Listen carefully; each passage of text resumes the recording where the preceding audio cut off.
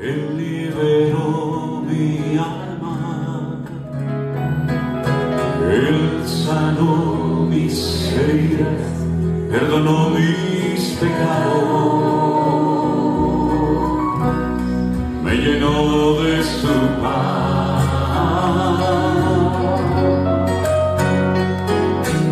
Él llenó el vacío de mi corazón, Él abrió mis ojos y me dio libertad. Ponte de pie conmigo. Él liberó mi alma, Él sanó mis heridas, perdonó mis pecados, me llenó de su paz. Él llenó el vacío de mi corazón, Él abrió mis ojos y me dio libertad.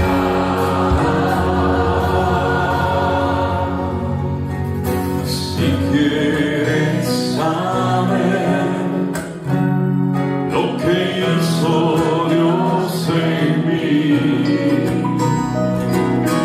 cómo pude cambiar y pasar de muerte a vida, Él liberó mi alma, Él sanó mis heridas, perdonó mis pecados, me llenó de su paz.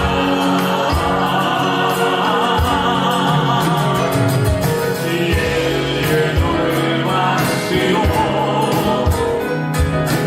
de mi corazón, Él abrió mis ojos, me dio libertad. Si tú quieres cambiar, ven a Jesucristo, Él te dará un nuevo corazón. Conmigo, Él liberó mi alma, Él sanó mis heridas, perdonó mis pecados, me llenó de su paz.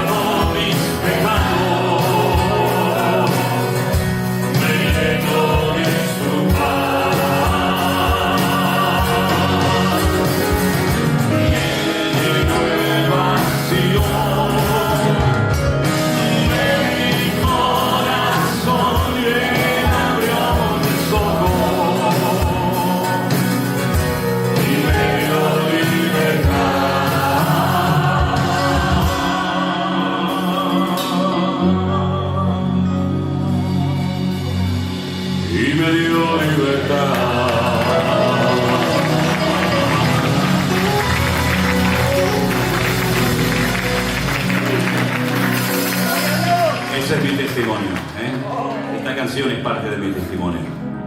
Él liberó mi alma cuando estaba atrapado por el diablo.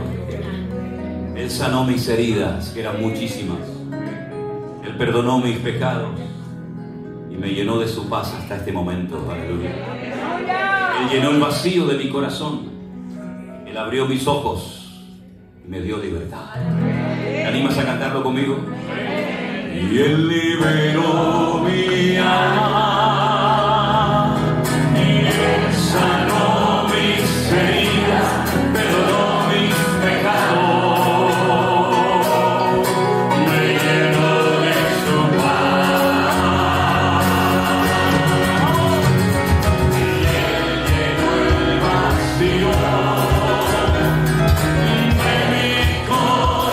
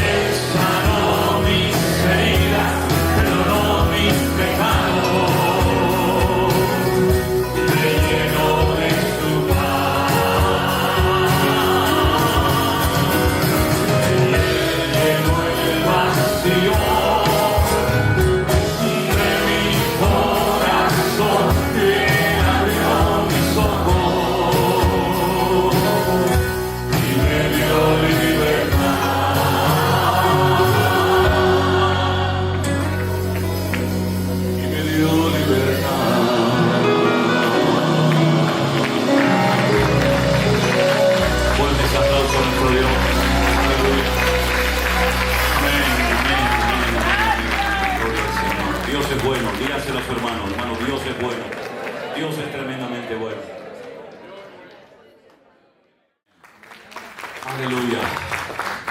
Señor, te damos gracias porque hasta aquí tú nos has ayudado y acompañado y bendecido.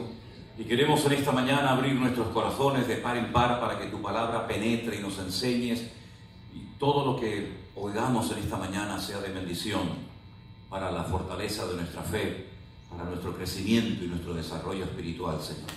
Gracias por todos estos años, por todos los que han servido, por todos los que han colaborado, todos los que han ofrendado y apoyado tu obra.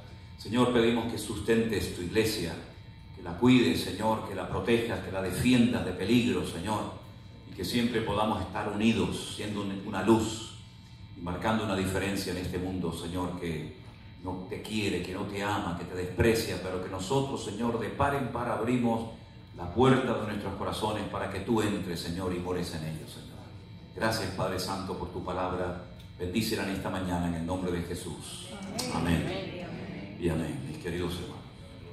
Hermanos queridos, yo no sé si ustedes en su casa tienen alguna reliquia o algún objeto de mucha antigüedad, pero ¿se imaginan ustedes tener en su casa un objeto de 2000 años? ¿Cuánto valdría eso? ¿Cuánto valdría una espada, una copa, una zapatilla, un mueble, un cuadro, algo que tenga 2000 años de historia? Eso sería algo que no tiene precio. Me acuerdo una vez cuando fuimos a visitar la biblioteca del Palacio del Escorial, donde vivía parte del año el rey Felipe II. Y él creó una biblioteca que es una de las más lujosas del mundo. No de las más grandes, pero sí de las más lujosas por el material que hay ahí dentro. Y a mí me impactó sobremanera un libro que es más o menos así, como esta carpeta, así de alto, un poquito más alto, que está hecho con piel de nonato. Nonato es un animal que aún no ha nacido, que lo extraían del vientre de su madre. Al tener una piel muy suavecita, la curtían y sobre esa piel escribieron los 4 evangelios en latín. Pero la particularidad de ese libro es que no está escrito con tinta, sino con oro. Lo que cogían era una plancha de oro muy fina, de apenas unos milímetros, cortaban una letra y la colocaban sobre esa piel. Esa obra de arte tardó 50 años en terminarse. 50 años en terminarse, sobre piel, ya digo, de nonato. Por eso cuando vas a la biblioteca te vas a dar cuenta de que el libro no está así, sino está al revés, está con las páginas hacia afuera para que le dé el aire y la piel no se pudra y se eche a perder. Tiene 7 kilos de oro en sus páginas. Mateo, Marcos, Lucas, Juan, 7 kilos de oro, 50 años en terminar la obra de arte en piel de nonato. Y se me dio por preguntar al guía, al que nos explicaba todo esto, ¿cuánto vale ese libro? Me dijo, no tiene precio. Es incalculable el precio. No hay ningún libro en el mundo que sea como este. Por lo tanto, puede costar lo que quieran pedir por él. Bueno, pues nosotros tenemos en nuestras manos todos los días auténticas reliquias. Porque la carta que yo voy a leer ahora la escribió nada más y nada menos que aquel hombre que conocemos como Saulo de Tarso o Pablo hace más de 2000 años. Lo cual quiere decir que es un privilegio el poder tener esta carta en nuestras manos, traducida a nuestros idiomas, para que podamos entender, para que podamos recibir la bendición que fluye a través de estas páginas de esta hermosa carta, que la escribió a un pastor. En la Biblia tenemos 3 cartas que no fueron escritas a iglesias, sino a pastores. Tenemos primera y segunda de Timoteo, que fue escrita a Timoteo, pastor de la iglesia en Éfeso, y tenemos una segunda carta pastoral que fue escrita a otro pastor que el apóstol Pablo lo dejó en la isla de Creta. Estos 2 jóvenes que acompañaron a Pablo durante años, el apóstol Pablo les pidió que se quedaran, uno en Éfeso y otro en la isla de Creta, para que le enseñaran a la iglesia, cuando Pablo se fuera de la misma, a cómo comportarse adecuadamente dentro de la iglesia. El apóstol Pablo dice que la iglesia es la columna y el baluarte de la verdad. Y un baluarte era una fortificación en forma pentagonal donde los romanos se refugiaban, donde las legiones romanas vivían y en momentos de urgencia y de tremenda necesidad salían a pelear contra el enemigo. Y la iglesia es un lugar donde tiene que protegerse la verdad, que nadie la contamine, que nadie tergiverse la palabra de Dios.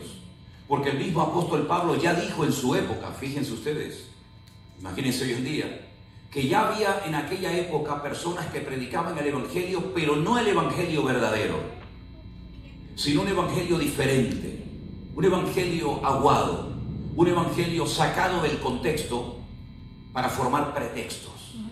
Y Pablo dice, no es que hayan otros evangelios, no hay 3 o 4 o 5 evangelios, hay uno solo. Y si a alguien se le ocurre, si alguien se atreve a añadirle o a quitarle algo al evangelio, dice que sea anatema. Incluso llega a decir algo más: si alguno tiene un encuentro sobrenatural con un ángel del cielo, y ese ángel del cielo por casualidad se le ocurriera predicarte cosas que no están escritas en la palabra de Dios, no le preste ninguna atención, porque aunque sea un ángel del cielo, va en contra de lo que el Señor nos enseñó. Por lo tanto, la iglesia tiene que pelear y defender la verdad.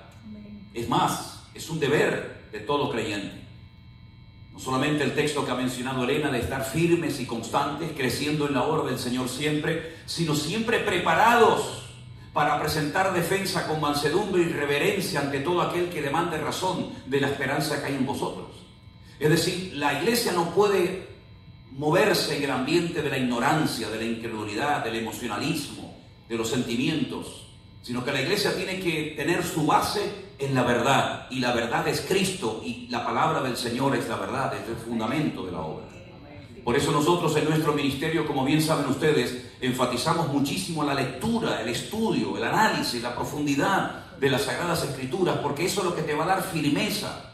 Es muy linda la alabanza, por supuesto que sí, es hermoso alabar al Señor y cantar, pero lo que realmente le va a dar estabilidad, equilibrio a tu vida, es que la base de tu vida, de tu hogar, de tu ministerio, de tu familia, sea la palabra de Dios.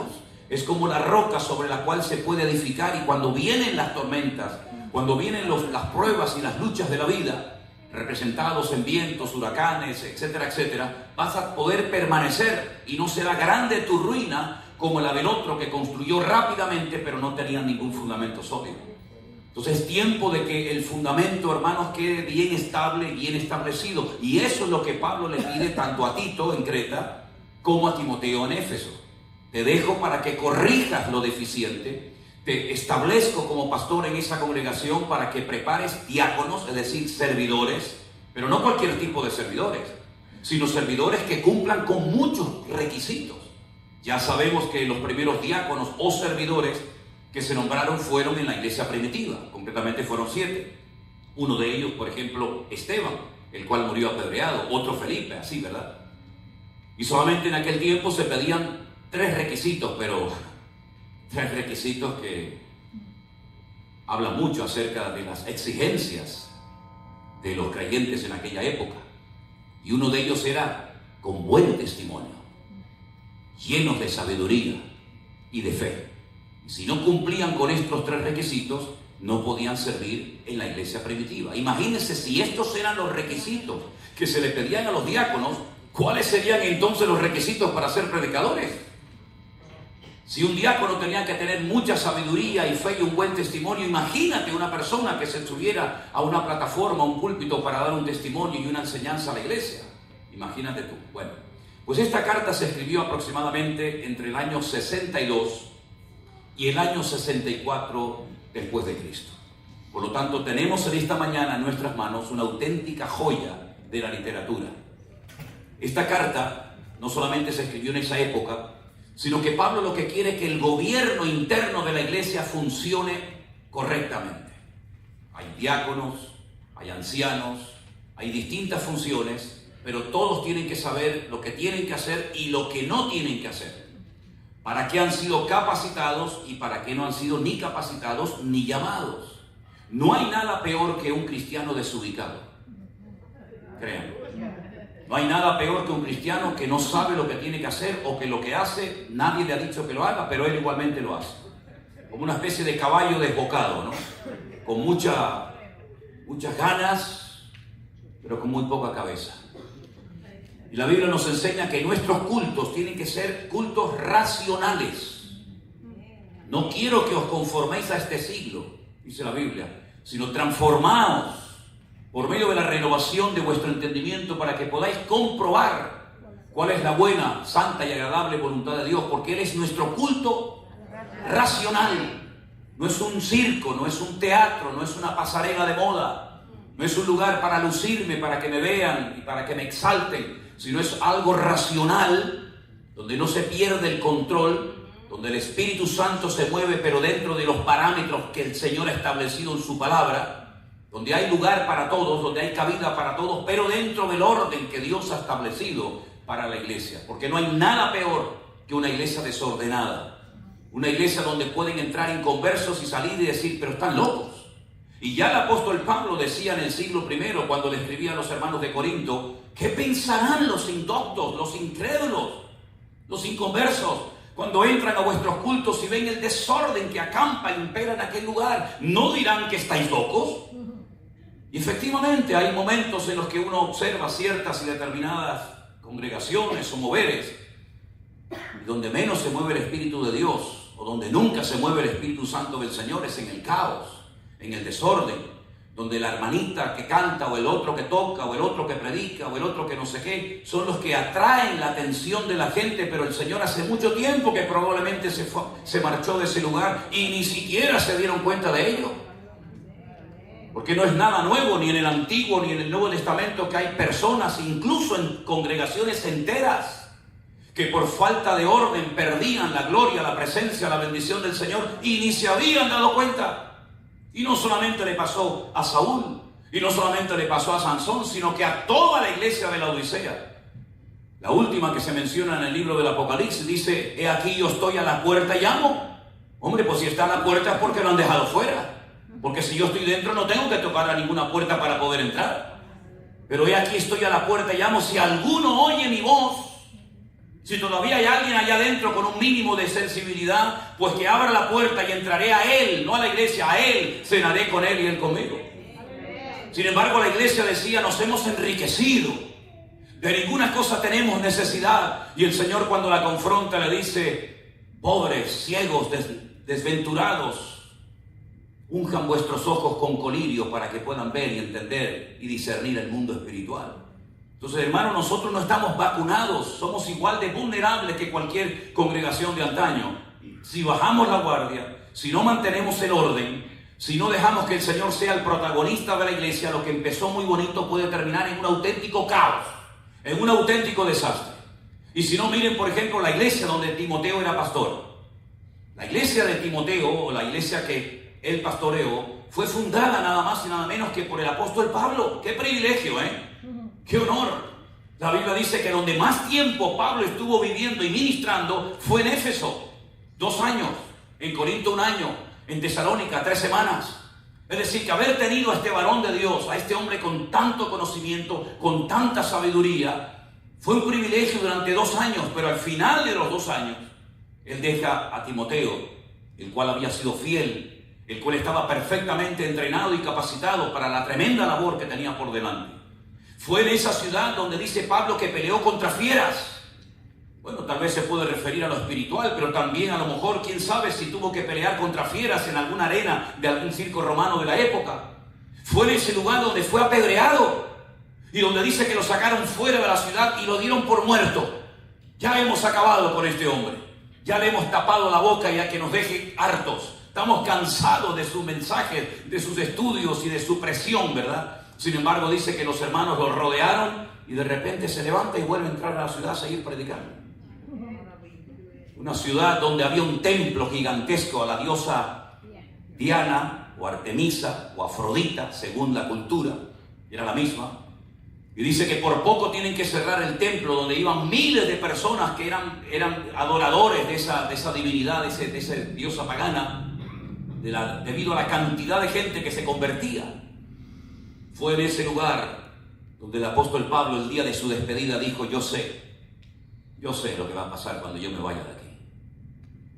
Yo sé que se levantarán de entre vosotros lobos.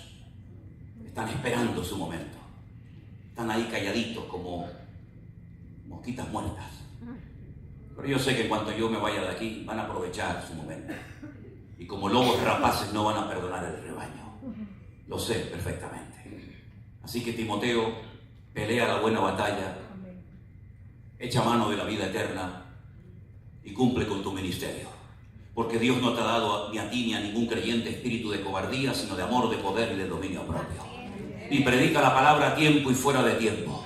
Y evita discusiones absurdas y ridículas de la falsamente llamada ciencia. Y así le da muchos consejos, porque la carta de Pablo a Timoteo, como también la carta de Pablo a Tito, son instrucciones para que sepa comportarse, para que sepa actuar frente a los falsos, frente a los hipócritas, frente a los falsos obreros, pastores y profetas que aparecieron mucho por allí. Porque no se olviden que de esta iglesia tenemos mucha información. Mira, tenemos en el libro de los Hechos, capítulo 19, cómo empezó. Tenemos una carta que fue escrita por Pablo a la iglesia de Éfeso. Tenemos un último mensaje a la iglesia de Éfeso en Apocalipsis, capítulo 2. Cuando lo dice el Señor a Juan: escribe al ángel de la iglesia y dile esto: yo conozco tus obras, conozco tu arduo trabajo, conozco tu paciencia, que habéis soportado a los que se dicen ser apóstoles y los habéis hallado mentirosos, pero tengo contra ti que has dejado tu primer amor.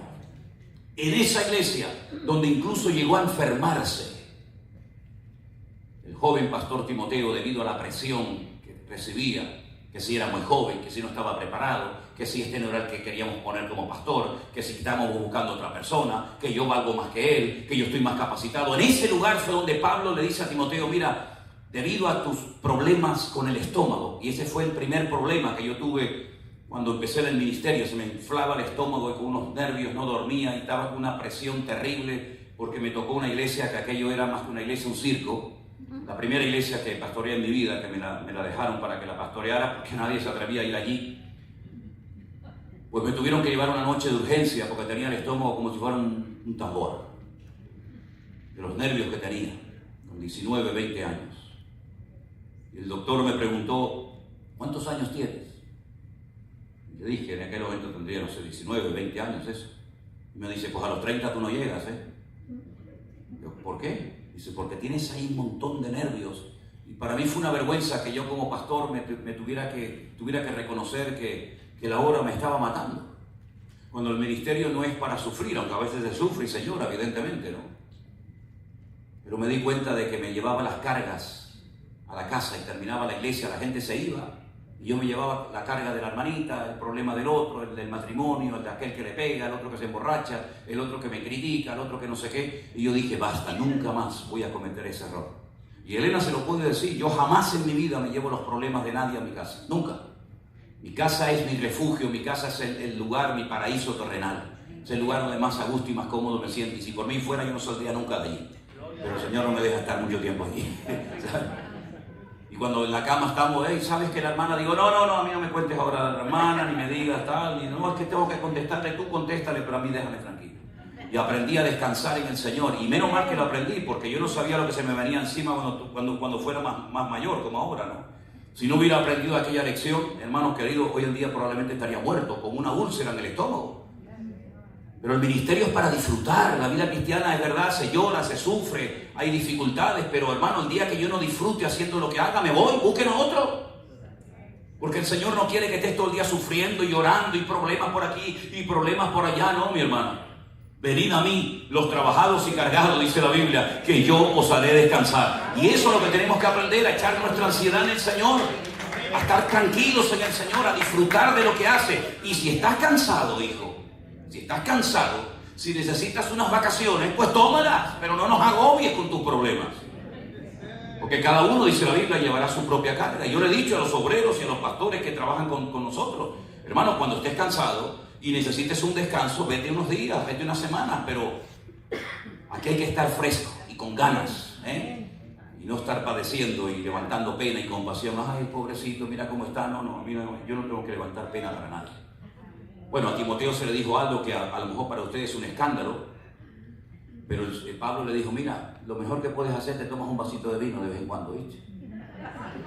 Un vasito, una botella, y así pues te calmas un poco.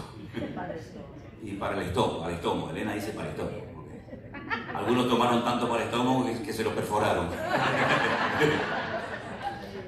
Dice, póngame un dedito de vino, pero no dicen un dedito así. Claro.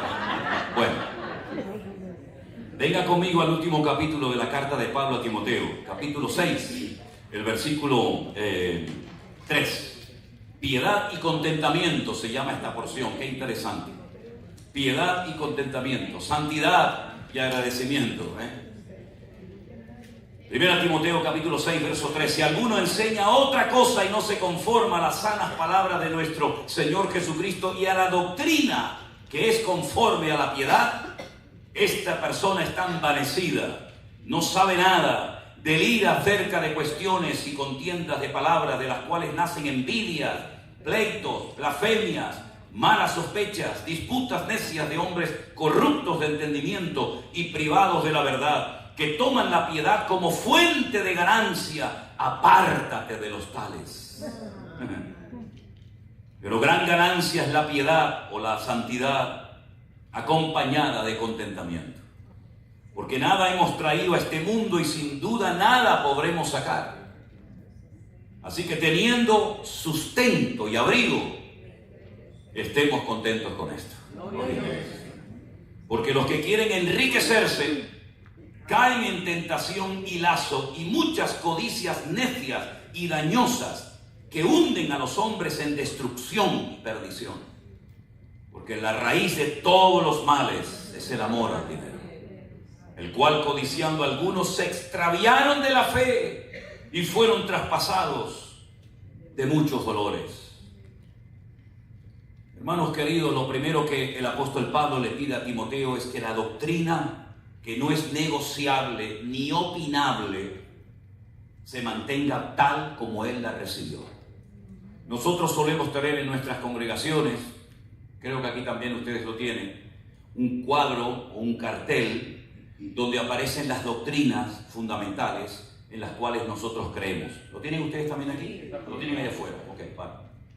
En todas nuestras congregaciones, cuando ustedes entran, van a ver, en esto creemos. Y esto no es para que la gente haga una especie de votación, sino esto es lo que creemos. Le guste o no, esto es lo que creemos. Y por tener más gente no vamos a quitar una o dos doctrinas, sino que esto es lo que creemos. Y lo defendemos con nuestra vida si hace falta. Porque estos son los pilares fundamentales de nuestra fe. Creemos en la aspiración de las Sagradas Escrituras. Creemos en Padre, Hijo y Espíritu Santo. Creemos en la necesidad de participar como pueblo de Dios de la Santa Cena, recordando el sacrificio de Cristo en la cruz, su muerte, su resurrección y su próxima venida. Creemos en la necesidad de que la gente se bautice como señal de que han nacido de nuevo, no para recibir el perdón de sus pecados, pero sí como señal pública y externa de que esta persona ha entendido el Evangelio y quiere seguir a Cristo todos los días de su vida. Creemos en los dones del Espíritu Santo. Ninguno ha menguado, ninguno ha caducado. Dios es el mismo ayer, hoy y para siempre. Creemos en la próxima venida de nuestro Señor Jesucristo, con todo lo que eso conlleva. Sí, son los pilares fundamentales de nuestra fe, de nuestra doctrina. Y Pablo dice, mantén la doctrina, no te cases con nadie, no bajes el listón para caerle o agradar a la gente, sino que esto es lo que nosotros los cristianos creemos. Y si alguien no está de acuerdo, y si alguien no está dispuesto a pelear y a defender esta doctrina, pues no pierdas el tiempo con él o con ella. Pablo era un hombre tremendamente radical. Y yo creo que uno de los grandes problemas del cristianismo es que a lo largo de la historia ha ido como diluyéndose, ¿verdad? Y ha ido perdiendo la valentía y se ha convertido muchas veces en un pueblo de gallinas y de cobardes. Y a veces como que da miedo decir, sí, yo creo que la Biblia es la palabra de Dios. No es un libro normal y corriente, no es un libro cualquiera, es el único libro de la historia de la humanidad que ha sido inspirado por el Espíritu Santo de Dios. Es el único libro a través del cual Dios habla. No hay otro libro a través del cual Dios hable. Es verdad, hay libros interesantes, libros muy bonitos, todo lo que tú quieras. Pero el único libro que contiene la palabra de Dios es las Sagradas Escrituras, es la Biblia. Y creemos que la palabra de Dios cambia las vidas y nos da las directrices a los que estamos casados, a los solteros, a los pastores, a los diáconos, a los obreros, para saber cómo tiene que ser nuestra conducta y cómo tiene que ser nuestro comportamiento. ¿Qué requisitos tiene que tener un hombre que dice que quiere servir a Dios? Pues léetelos a ver si los estás cumpliendo. Y también que tu mujer de vez en cuando los mire para ver si ella también da la talla y no solamente tú o no solamente ella. Y cómo tiene que ser tu matrimonio y tu economía y tu testimonio interno y externo fuera de la iglesia. Y cómo tienes que gobernar tu casa y no ser una casa de locos ni un mal ejemplo. Todo eso está en la palabra de Dios. Para que no tengamos que inventarnos nada. Porque el reino de los cielos es sinónimo de gobierno de Dios. Y el gobierno de Dios se mueve en el orden, no en el caos. Y por eso Pablo le dice, esta es la doctrina. Esto es lo que creemos. Y no pierdas el tiempo con gente que viene a buscar siempre, ¿verdad? Bueno, sí, pero ¿y por qué tal? No pierdas el tiempo. Hermanos queridos, en esta congregación esto es lo que se cree. Es que yo no creo que los dones del Espíritu Santo hoy en día se ven. Pues búsquese otra iglesia, querido. En esta iglesia creemos que todos los dones del Espíritu Santo están en pleno funcionamiento. Como me dijo una vez un pastor, pero es que yo nunca he visto algunos dones moverse. Bueno, yo tampoco he visto nunca Júpiter y creo en Júpiter, querido. Esto no es cuestión de que yo creo en lo que veo, en lo que yo he vivido, experimentado, y en aquello que me choca por mi carácter o por mi forma de ser o por la enseñanza de la cual yo procedo. No, esto no es cuestión de eso. Dios no tiene que adaptarse a nosotros. Somos nosotros los que tenemos que adaptarnos al Señor. Y por eso, hermanos queridos, creemos que el Señor Jesucristo viene pronto. ¿Por qué? Porque Él lo dijo en su palabra. ¿Saben? En España hay gente que dice que ya no viene. Y bueno, pues ya está. A ver qué vamos a hacer con esto. Voy a perder yo el tiempo con un señor que dice que Cristo no viene, con todos los millones y millones de almas que todavía tengo que alcanzar. Voy a estar yo discutiendo 3 horas con un cabezón que dice que Cristo no viene. Hágame el favor, ni tengo tiempo ni ganas, crean, ni tiempo ni ganas. ¿Cuántas veces por dedicar demasiado tiempo a una persona que no quiere cambiar, hemos perdido la oportunidad de poder ministrar y bendecir a gente que sí iban en serio con el Señor, pero que a lo mejor pasaban desapercibidos porque no se atrevían a preguntar por su carácter, por su timidez o por lo que fuera, ¿verdad? Hay creyentes que dicen que el milenio no existe, que eso es algo simbólico. Hay iglesias en España que dicen que la Santa Cena no hay que practicarla, que eso es simbólico. Y el bautismo tampoco hay que practicarlo, todo eso es simbólico. Entonces comenzamos a quitar y a quitar y a quitar y al final nos quedamos con 3 páginas de la Biblia. Hermano, aquí se queda todo o nada. No es lo que me gusta. No es lo que entiendo, es lo que ha dicho el Señor en su palabra. Y claro, hay personas que a lo mejor buscan otro tipo de congregación, otro tipo de enseñanza, de doctrina. Bueno, yo me doy cuenta que ustedes aquí en los Estados Unidos tienen iglesias por todas las partes, por todas las esquinas. Como lo dije ayer en el mensaje cuando estuvimos en aquella iglesia, ¿dónde era aquello? Bueno, que sí, bueno. 6 o 7 iglesias por el camino. Iglesia de Dios, la iglesia pentecostal, la iglesia de Cristo, la iglesia de esta, la iglesia del otro. Aquí hay para dar y vender. Está el McDonald's, está el Taco Bell, está... Igual, ¿no? Igual el circo variopinto religioso es realmente increíble, ¿no? Bueno, hermanos queridos, pues gracias al Señor, si usted no se encuentra a gusto aquí, a lo mejor se encuentra a gusto en la otra, y si no se encuentra a gusto en ninguna de Miami o de la Florida, pues lo más seguro es que a lo mejor hasta usted se haga pastor, ¿no? Que es lo que suele hacer. Bueno, me monto una iglesia y yo me lo guiso y yo me lo como como Juan Palomo, ¿no?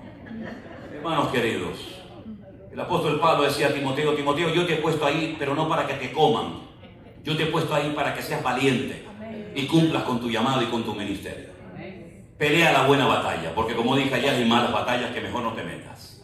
Echa mano de la vida eterna, confía en el Señor, agárrate a Él, porque la fe que tienes es un don maravilloso. Y quiero recordarte, le decía Pablo a Timoteo, que la fe que habita ahora en ti, que por cierto es una fe genuina, una fe probada, una fe sin máscara, como dice una versión de la Biblia en alemán, una fe sin máscara, una fe genuina, verdadera, bíblica. Primeramente esa fe la tuvo tu abuela Loida, te lo recuerdo, Y tu abuela Loida le traspasó esa fe a tu madre Eunice. Y estoy seguro que ahora esa fe también habita en ti. Es una fe, es un conocimiento, es una experiencia que se ha traspasado de generación en generación. Podríamos decir, ¿verdad? La abuela, la mamá y el hijo. Es como en el Antiguo Testamento, Abraham, Isaac y Jacob. No empezaba y terminaba todo con el papá, con el receptor de la promesa, sino que eran capaces de transmitir la enseñanza y la fe y el conocimiento y el amor y la devoción al Señor de generación en generación. Y eso es lo que tenemos que hacer en nuestras congregaciones, ocuparnos también en los más pequeños, porque ellos están recibiendo unas presiones y unas enseñanzas en sus escuelas, en las universidades que nosotros tal vez no tuvimos. Y por eso es muy importante reforzar la enseñanza en el hogar y también en la congregación. Porque un porcentaje altísimo de jóvenes criados en el Evangelio, cuando fueron a la universidad, yo no sé qué rayos les enseñaron o qué le hicieron allí, cambiaron completamente. Y este tipo que mató al muchacho el otro día, había sido criado en el Evangelio, no se olviden de eso. Un muchacho criado en el Evangelio, que cuando fue a la universidad, como decimos en España, le comieron el coco, yo no sé qué rayos le hicieron, y fue capaz de cometer un crimen atroz delante de miles de personas. Así que no estamos exentos de que nuestros hijos, criados en el Evangelio y llevados en la panza antes de su nacimiento y que venían aquí a la congregación, por allí nos encontramos de que ahora son ateos, ahora son agnósticos, ahora creen en esto o creen en aquello. Hermanos queridos, el diablo está tratando de robarnos uno de los tesoros más hermosos que tenemos en nuestras congregaciones, que es la juventud, la adolescencia y los niños. Y tenemos que... ¿Qué estás leyendo? A ver, trae para acá. ¿Qué estás viendo en internet? Que te digan lo que sea, pero tú eres el responsable, no el Estado, no el gobierno, no el profesor. Tú eres el responsable de velar por la educación espiritual de tu hijo. La iglesia es un refuerzo, pero los padres son los responsables de transmitirle al hijo la fe, la confianza, el amor, la devoción y el respeto por la palabra de Dios y por el Señor en el hogar.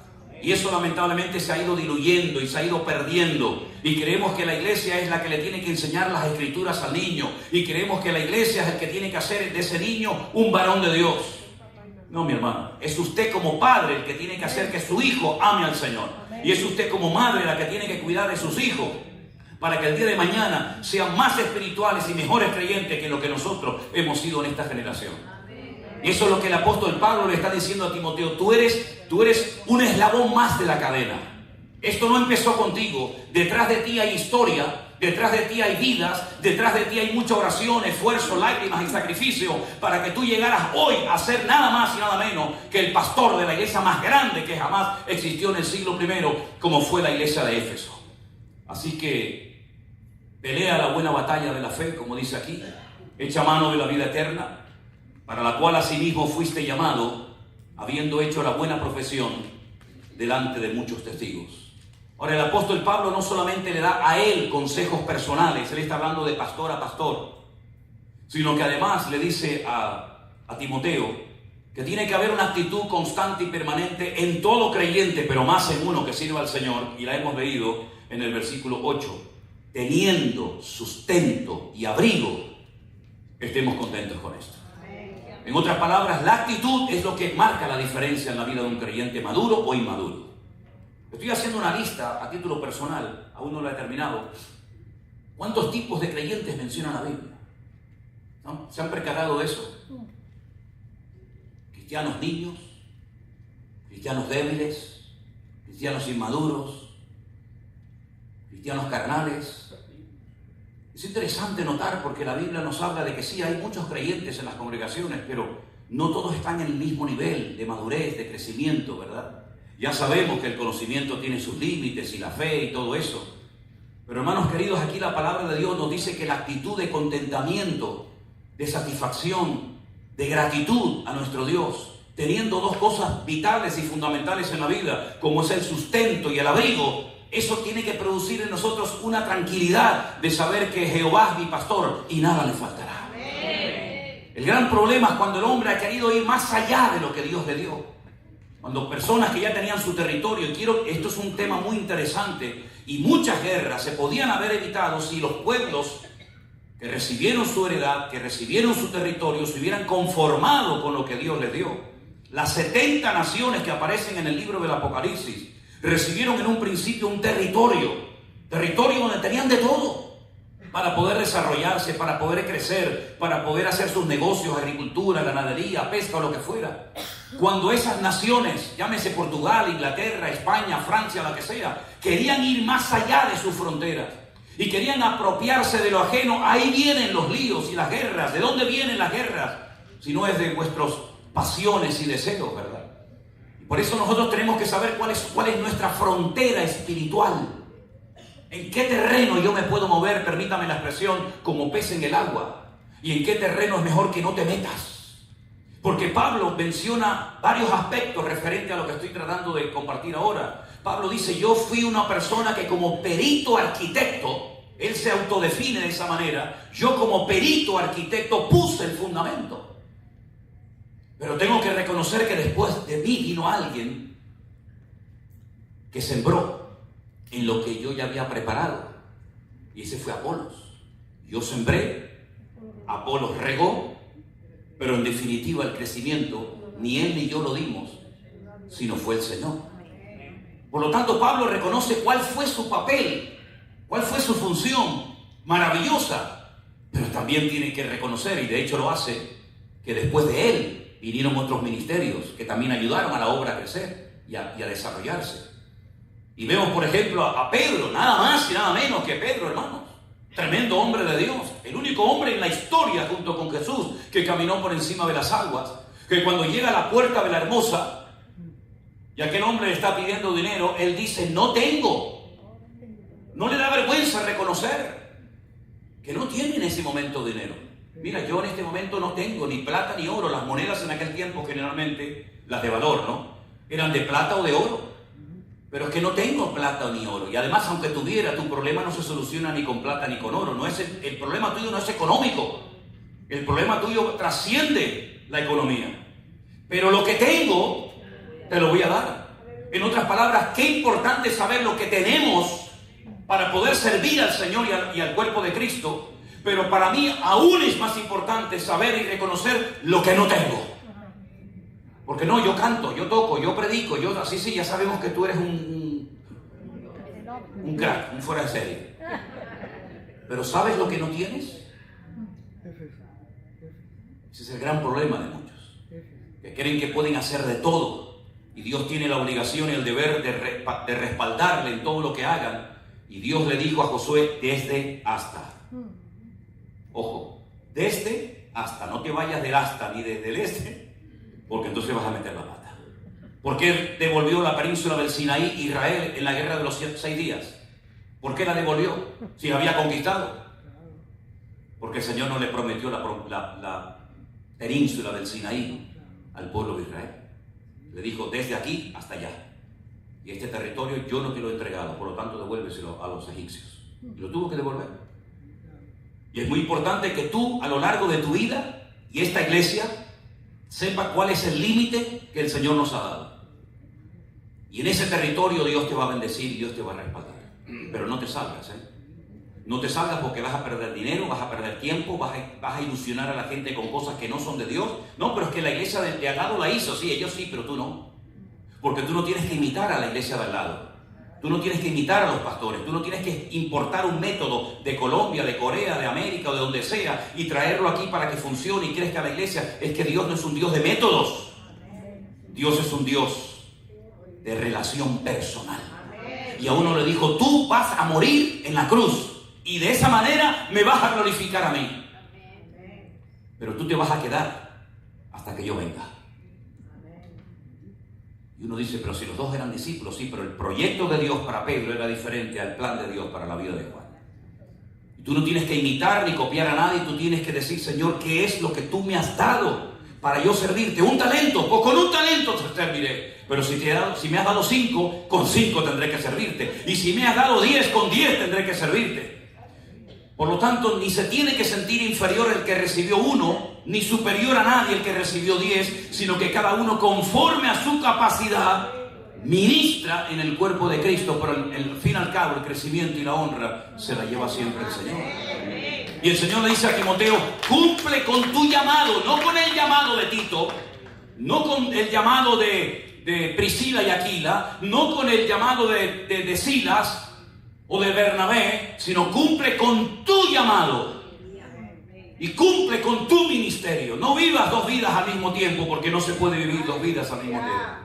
Tú tienes que descubrir para qué te capacitó, para qué te llamó el Señor y en qué área Dios te va a usar. Y en ese área Dios te va a bendecir y respaldar. Pero como te salgas de ese marco, de esos parámetros que yo establezco para tu vida va a ser un auténtico desastre, que es lo que lamentablemente hemos visto muchas veces, ¿verdad? El apóstol Pablo le dice a Timoteo que la raíz de todos los males es el amor al dinero, el materialismo. Fíjense hasta qué punto el dinero a lo largo de la historia fue algo tan poderoso que se utilizó para cosas tremendamente destructivas como guerras y tantas cosas, ¿verdad? Pero los griegos, que lo adoraban todo, llegaron incluso a levantar un altar que Pablo lo conoció y lo visitó en el Areópago, en Atenas. Cuando una mañana, dando un paseo por la ciudad de Atenas, capital de Grecia, le dijo a los atenienses, observo, me he percatado de que soy gente muy religiosa, porque incluso he visto un altar con la inscripción al Dios no conocido. Yo os vengo hoy a hablar del Dios no conocido. Ustedes conocen a Afrodita, Artemisa, a Ceres, a Zeus, a tantos dioses, a Baco, el dios del vino, pero ustedes no conocen a ese Dios desconocido al cual yo les voy a hablar. Pero tenían un Dios que lo llamaban Mamón. Y el Dios Mamón era el Dios del dinero. ¿Qué te parece? El Dios del dinero. Bueno, hoy en día tal vez no tenemos una estatua que diga el Dios del dinero, pero en los billetes que ustedes usan aparece el nombre de Dios. In God we trust. ¿Lo dije bien? Oh yeah, my friend. In God we trust. ¿En qué Dios, querido? ¿En Mamón? Porque el Señor dijo, no puedes servir, y lo dice en griego, no puedes servir a Mamón y a Dios al mismo tiempo. Porque un amo no puede tener 2 señores.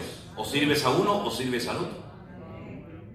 Y vosotros no podéis tener a 2 dioses como cabeza y como cobertura de vuestras vidas. Entonces, ¿qué hacemos? En vez de ser siervos del dinero, lo que hacemos es que lo utilizamos para la honra y la gloria del Señor. Y no dejamos que Él nos controle a nosotros, sino que nosotros, con la sabiduría de Dios y con la experiencia y con el conocimiento de la palabra, utilizamos el dinero como en un momento determinado utilizamos un micrófono, una batería, un piano, una guitarra, un proyector o lo que sea. Un instrumento más, pero no el más importante ni el más poderoso, sino un instrumento más que no me va a controlar a mí, sino que yo lo voy a usar para la honra y la gloria de mi Señor. Y por eso en la Biblia la palabra dinero, sí, la palabra dinero aparece. La palabra dinero está en la Biblia, búsquela para que vea. Y por eso en la Biblia el Señor le enseñaba a su pueblo, y Timoteo tiene que enseñarle a los líderes de la iglesia, a los futuros diáconos y a los futuros obreros, que no tienen que ser amantes de ganancias deshonestas, porque entonces has caído en la red, has caído en la trampa, y entonces en vez de moverte por fe, te mueves por amor al dinero. ¿Os suena esto hoy en día? Suena, ¿no? Entonces el Señor en su palabra dijo, lo que tienen que hacer ustedes es esto, esto, esto y esto. Y Él les enseñó en el Antiguo Testamento una forma de mantenimiento, no de extensión. ¿Por qué? Porque el judaísmo no tiene visión, digamos, evangelizadora. El judaísmo es una religión, un modelo, un estilo de vida que lo que pretenden es mantener su cultura, mantener sus ritos, mantener sus tradiciones y ceremonias, pero que no se metan otras naciones, pueblos, culturas o personas ajenas a ellos. Y por eso el sistema famoso del diezmo era un sistema para mantenimiento de la casta levítica, para que estos que no habían recibido tierra, que no podían sembrar, que no podían cultivar, que no podían tener animales, entonces ¿de qué vive esta gente? Bueno, pues entonces las demás tribus, las demás familias separarán un porcentaje de vez en cuando para que esta familia, que solamente se debe de dedicar a los asuntos espirituales y ministrarles a ustedes, puedan tener su sustento. Pero era un sistema económico extraordinario, porque todos daban lo mismo. El diezmo lo daba todo el mundo igual, uno mayor cantidad, menor cantidad, pero la proporción era la misma. Pero era un sistema para mantenimiento del templo, para mantenimiento de los levitas. Pero es que nosotros no solamente queremos mantener la obra. ¿Me explico? Porque si solamente queremos mantener la obra, se nos fue la visión. Y el Señor dice, id por todo el mundo y predicar el Evangelio.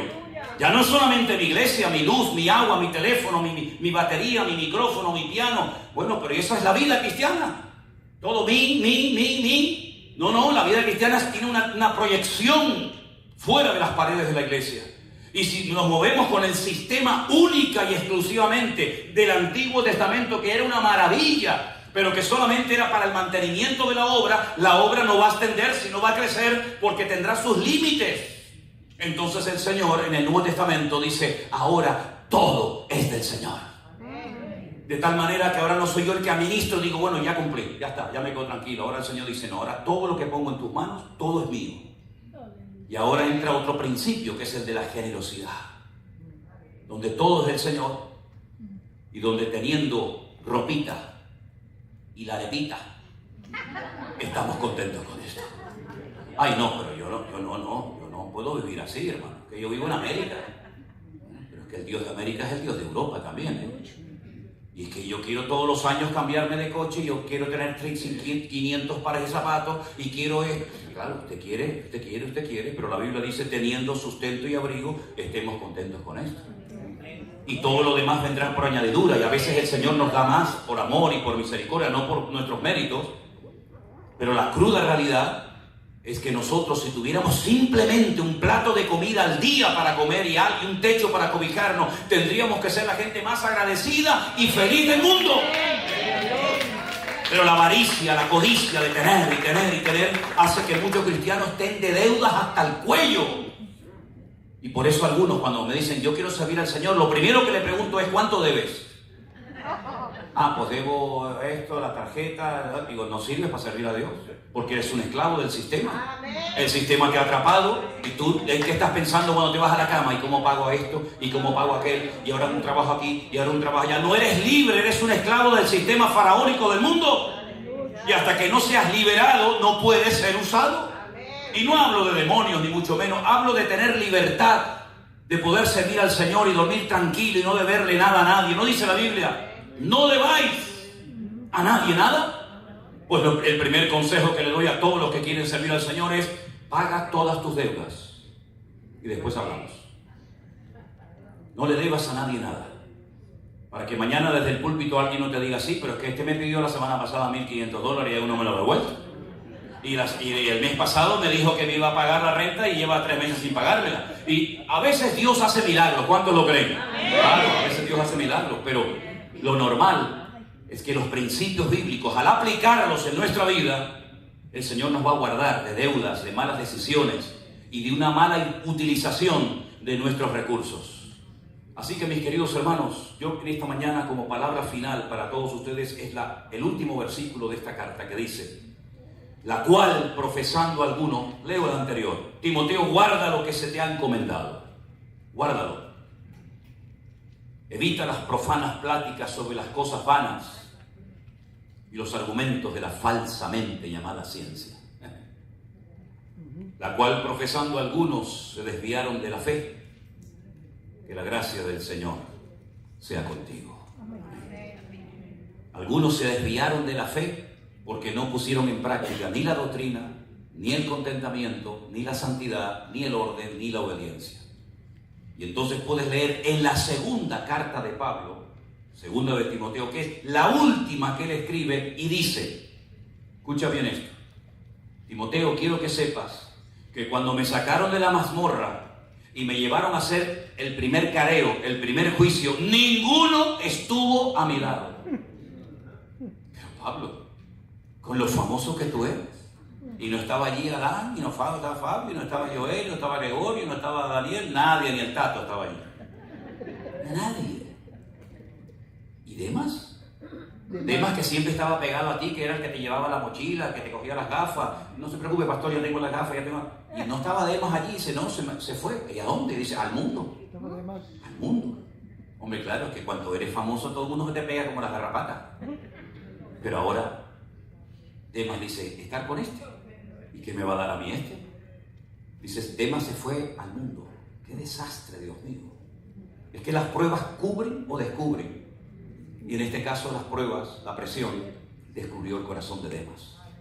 Bueno, y Alejandro, aquel que era tan agradable y tan cariñoso y tan servicial, Alejandro, ay, cuídate de ese hombre.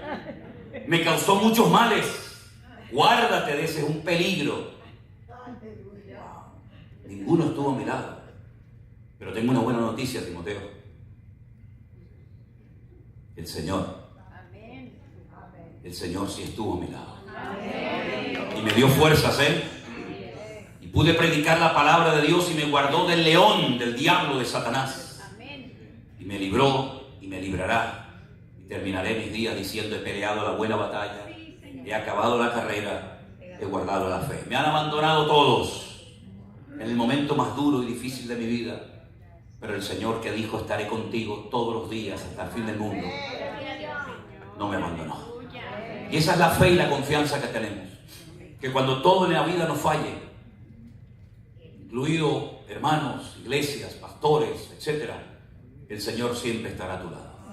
Y si en esta mañana hay alguien aquí de esta congregación o de otra, no lo sé, o has estado aquí en esta mañana por primera vez, quiero decirte que el Señor Jesucristo te ama y murió por ti en la cruz. Y quiere sanar las heridas de tu corazón. Y quiere que salgas de aquí diciendo, Señor, gracias porque sé que tú me amas. Y así como a mí me han herido, a ti también te hirieron. Pero cuando el Señor Jesucristo resucitó, no enseñó heridas sangrantes, abiertas, sino que enseñó heridas cicatrizadas. Y dijo, mirad mis manos y mirad mis pies. A tu lado mi espíritu a tu diestra. Guardaré, cuán grandes todos, cuán grandes son tus obras, profundos tus pensamientos, no hay nadie como tú. Caerán a tu lado mi espíritu a tu diestra, mas yo te libraré.